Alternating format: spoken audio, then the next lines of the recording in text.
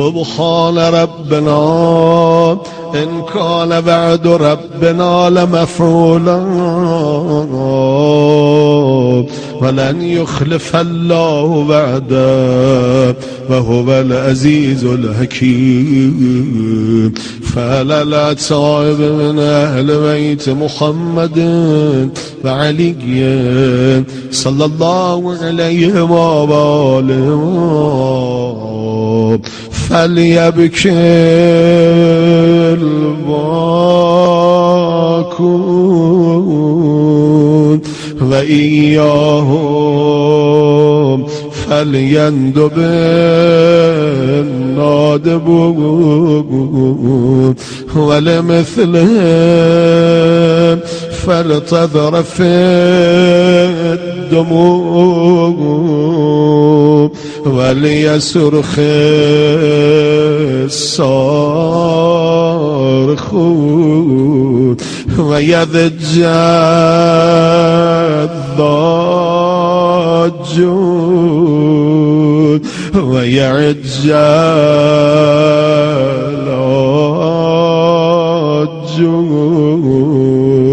أين الحسن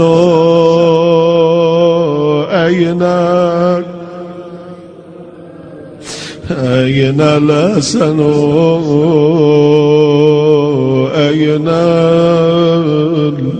أين الحسن أين الحسن أين أبناء الحسن صالح بعد صالح وصادق بعد صادق. أين السبيل بعد السبيل أين الخيرة بعد الخيرة أين الشموس الطالعة أين الأقمار المنيرة أين الأنجم الزاهرة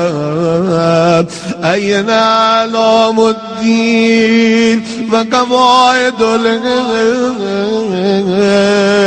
أين بقية الله التي لا تخلو من العترة الهادية أين المعد لقتدى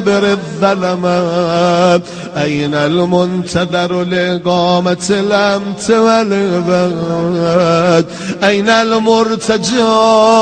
لإزالة الجور والعدوان أين المدخر لتجديد الفرائض والسنن أين المتخير لإعادة الملة والشريعة